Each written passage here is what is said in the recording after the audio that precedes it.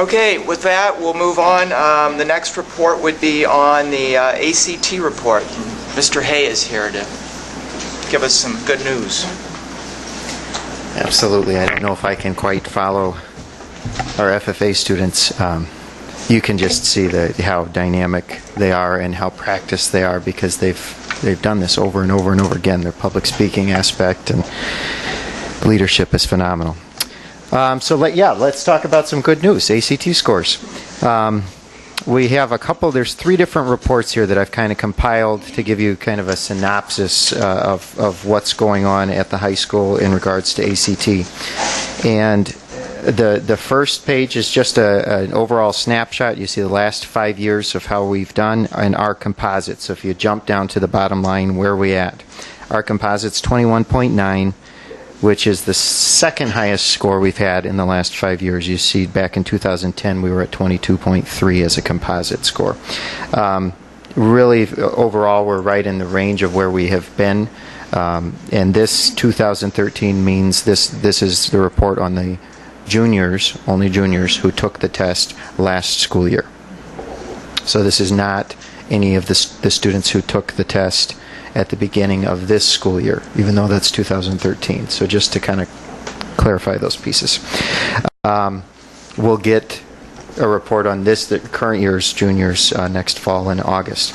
One of the things then, if you scroll down or look at the bottom of the page, the first page there, the chart at the bottom tells us how we compare to the state by subject area as far as their college readiness benchmark. And so what the ACT has established, analyzing their decades of data, is what score does a student need to have to be successful as a freshman in college.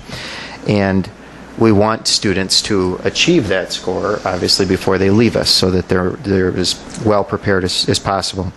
A significant bright spot for us is, again, this is, I think, 3 years running now, our students outperform the state average in English. I think we see that trend on our WKCE scores, which you'll see in a little bit too. But across different metrics at the high school level in this district, our students perform better than the state average in English and reading. And that's a true testament, I believe, to the work that's happening at the elementary schools and at the middle school, because we do not have any sort of real reading intervention happening at the high school on a broad scale, and we don't have kids that qualify for reading intervention at the high school based on the screening tools that we're currently using. So that's excellent news, and that's something we need to remind ourselves of and pat ourselves on the back for.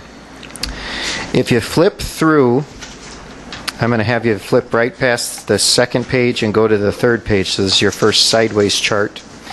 And this is where we start to see things a little bit more closely. And on yours, you may have to flip it, but this is the one I'm asking you to look at. This is a different report. So this is a report that we got from the UW system. And the UW system has taken the data that they're given by ACT, and they match it up by high school and then report it back to us.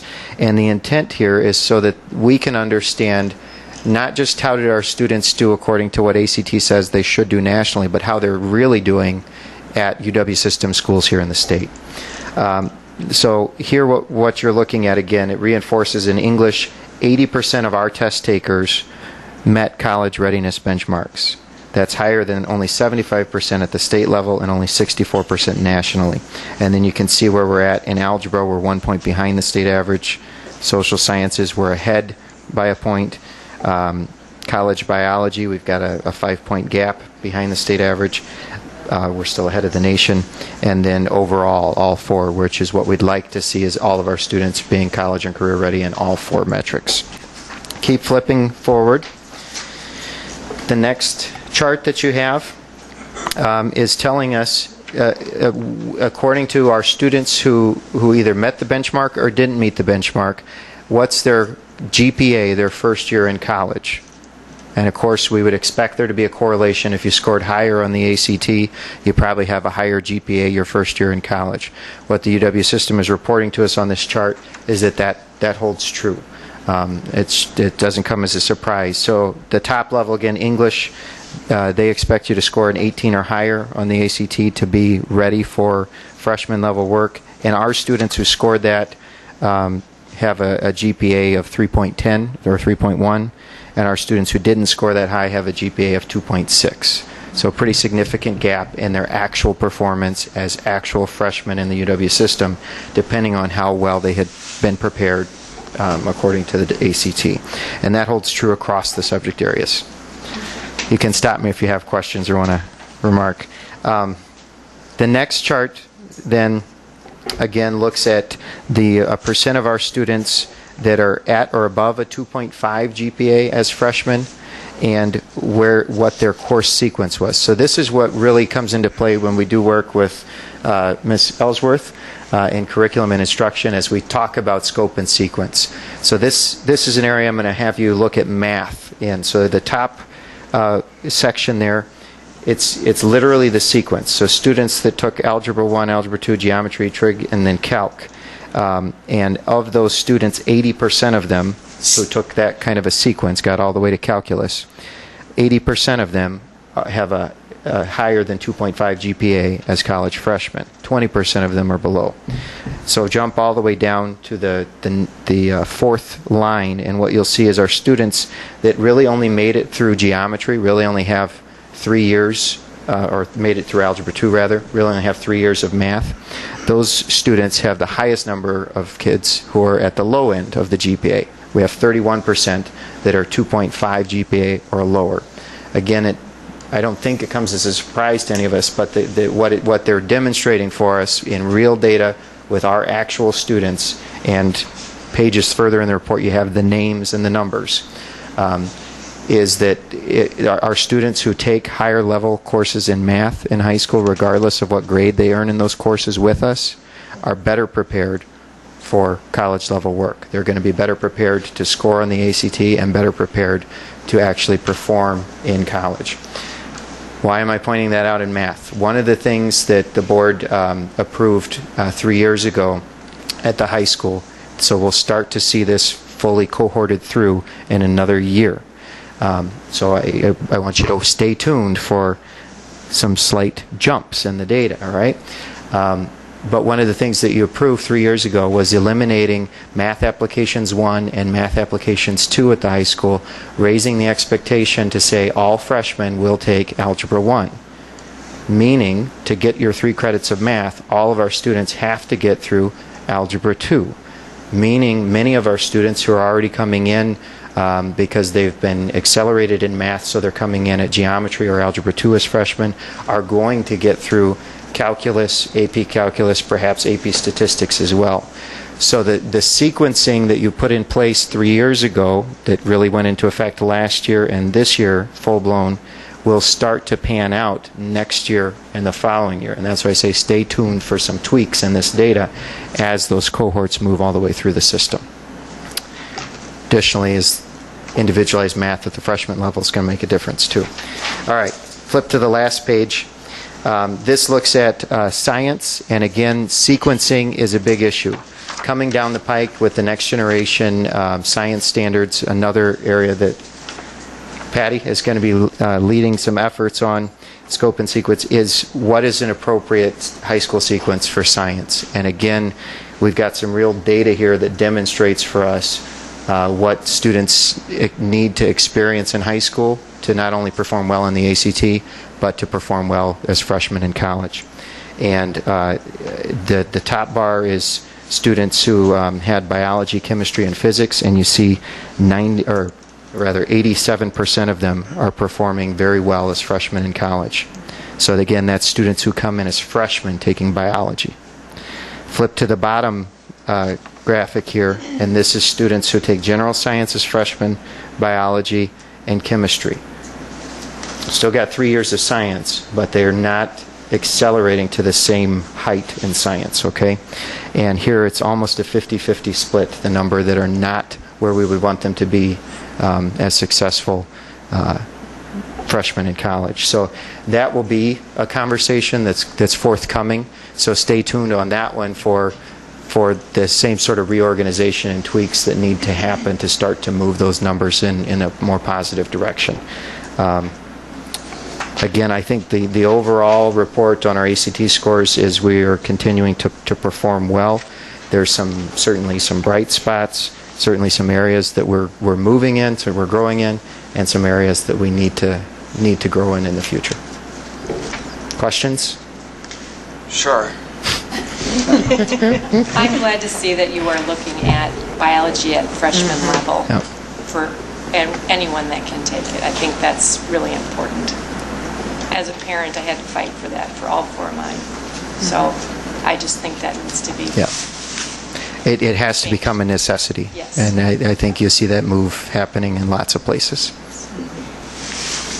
And the data supports. Exactly. I was going to say that. Yeah, we want our kids to be college-ready, career-ready.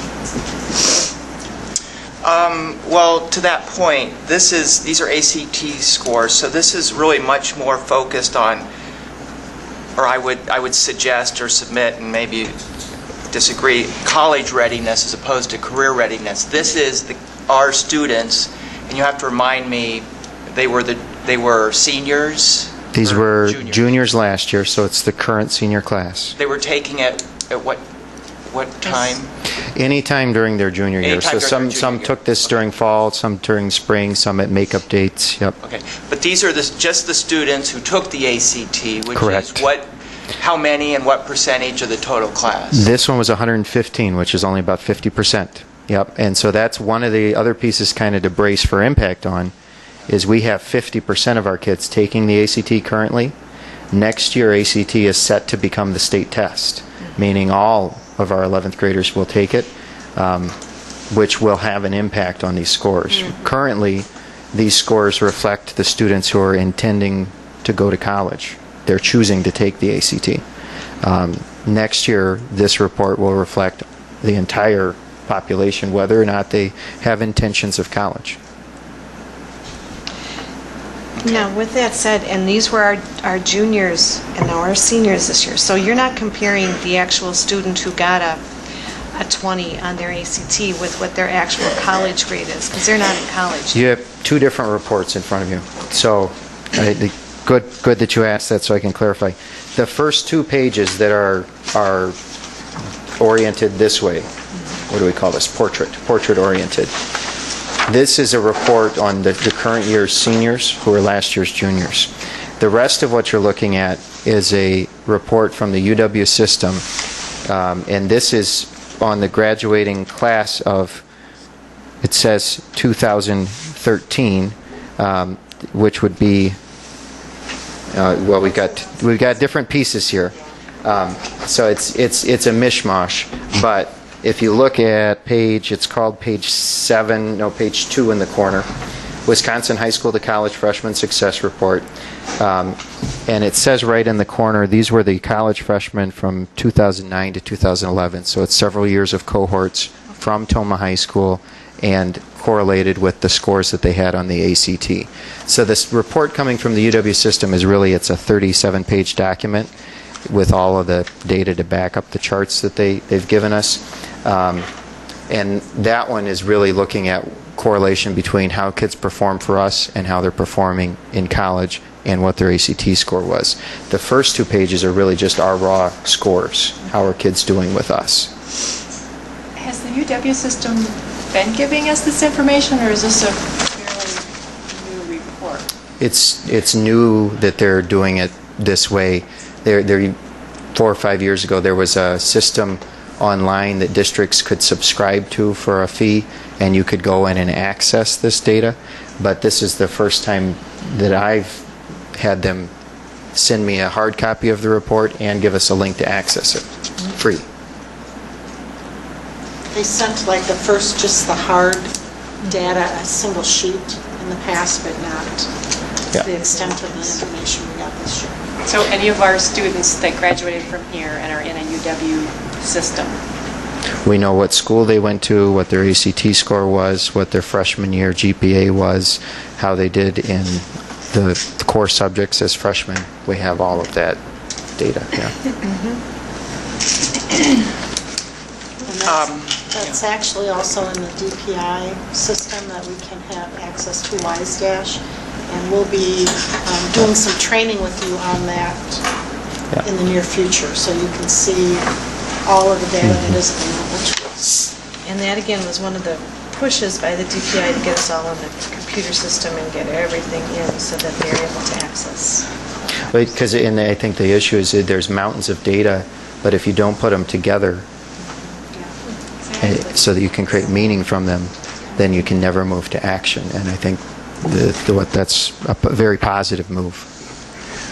But if this is going to be the test for everyone in the future, then we're going to judge everyone's both college and career readiness by the ACT tests, even those who have decided on a technical school course. You know, I don't know, you talked about the sequencing. Are we pushing everybody to go to these high level, or I don't want to say high level, but these sequences that lead to high ACT scores? We think that's going to be best for everybody, regardless of what they want, where they want to go. Do you get my drift? I think is that a concern? It's a good question. What I'm trying to get here to point you at, if you look at the page that's labeled page 2, I think it's the third or fourth sheet in your document, and it goes through English, math, reading, and science. What I think is important is the benchmark that ACT has set for these, they call a college and career readiness benchmark. And so especially in the areas of English and math, they're looking at what level do you need to perform at to be okay in college and okay in career. So using a 2.5 GPA as a college freshman isn't saying that we want that the benchmark means that you have to be ready to go and earn a 4.0 in college. We'd certainly love that, but they know that's not realistic. So the actual benchmarks, and remember there's 36 points in each one of these categories that's available. So English, the benchmark to be college and career ready is 18, which is by some estimations low, you know, but it's a benchmark that's reasonable, that gets you to about a 10th grade reading level, which is what's necessary to be successful in college as a freshman and in most of the world of work. Math, the benchmark is 22. Again, reasonable. It's not, we're not talking a 28 or a 33 by any means. Reading 21, science 24. So you can see that the benchmarks that they've set, they're calling college and career readiness benchmarks, trying to understand that to be successful, they believe, and ACT argues this pretty avidly, that to be successful as a freshman in your average state school, you need the same skills as you need to be successful as an employee in the new economy. You need to be able to read and adapt. You need to be able to problem solve. Those are things that we get at through the English, the reading, and the math benchmarks on the ACT. So I do think it's going to be a lot better measure than what we're currently using. And in Wisconsin, that's the WKCE, and right now it's a one-time measure at the 10th grade. Under the new system, we're at least going to be able to use the ACT Aspire twice in the 9th grade, beginning and end, again in the 10th grade, and then we have the ACT in the 11th grade. So we're going to have 4 data points so that kids know right at the beginning of high school where they're at, and close to the end, 11th grade, where they're at, and 2 points in the middle, so that students and parents and teachers can be working to say, here's where I am, here's where I need to go. Under the current system, you take the test once in high school, and when it's done, it's done. There really isn't the opportunity to improve beyond that. Okay. That makes sense. And I know you may have mentioned this before, there's a fee for ACT. Is that something that the school will now be paying, or how? The state has asked for funds to be allocated to pay for that statewide, and Dr. Evers' office is confident that that's not a cost that will be passed on to districts. Good. That's good. Yes. When the ACT was proposed as the assessment for all students and the three-part series that Mr. Hay referred to, there was discussion, quite a bit of discussion about what about students that may not be going on to college. And there are different assessments, like the COMPASS test that's used, that tends to focus more on the technical colleges, ASVAB, which is, I think, used in many cases for the military. So that discussion was held, but the Department of Public Instruction was pretty adamant that we've got to have one, when we look at 8th grade and 5th grade and 4th, we've got a common assessment that we're able to use, especially when you're looking at the report cards where we're comparing districts to districts. We needed to have some consistent measure used across the state for all high school students. And it was... And the high school principals in this region got together, and we weighed in support of the ACT and the ACT Suite being the state test, and high school principals across most of the state feel the same way. Beyond being a tool for you as an individual student, or Tynan as an individual student to be able to use to improve, if we want to use this for school improvement, we've got to have every kid in the same system so that we actually know how we're doing as a school, to be able to produce the accurate data points that can really give us a direction one way or another. We need to have everybody in one system. Does this data now include, typically, or not typically, but often students would take the ACT twice, maybe 3 times. Does that include those students in here, or only those juniors? Or? It does, but it only includes one of their scores, and that's their highest score. Okay. So do they... I'm assuming that colleges will again still look at a student's ACT for admission requirements, and so will those students be allowed to take the ACT again on their own? Or Absolutely, yep. They'd have to pay the fee on their own to do that, yep. And we became a test site again last school year for the first time in a long time. So we offer 2 times a year where students can take the ACT right at the high school and no longer have to travel again to Sparta or West Salem. It's really nice.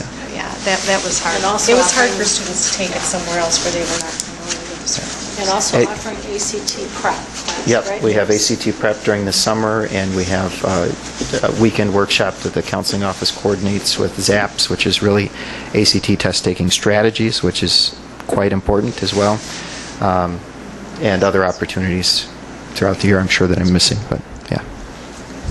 Very good. Good to hear. Right. Well, thank you. Yeah, that detailed information like this is very, very helpful. I mean, as we're making these changes, we have to know if they're working or not. Yep. So thanks for More to come, yep. providing Thank that. you. Yep. We're Well- actually going to see maybe even contradictory things going on for everybody to take it. That's going to factor different kinds of scores. And then we've had we raised the bar, as you were talking about, with the different classes that will be seeing those results next year and the year after, which may be the opposite of the other. So Yeah, you're going to have more than one variable at play, so it's not going to be a good scientific experiment from that standpoint. I guess one of the things that to keep in mind is while we're adding everybody who isn't currently test takers, so is every other high school in the state. The difference will be what their current rate of test takers was. So we should expect the same effect, probably drop in scores as any other school that is about where we're at with 50% of our kids taking the ACT. However, if you compare us to a Whitefish Bay, they're one of the top 5 high schools in the state, according to the U.S. News' most recent rankings. And they currently have, I think, 85% of their students already taking the ACT. So they're only talking about adding in 15%, where we're adding in 50%. So it's going to impact our scores much more dramatically than it will theirs. Okay. But it gives us the data. It's this knowledge is power. Yes. That's going to be important that we use it. All right. Thank you. Thank you very much. Mr. Van.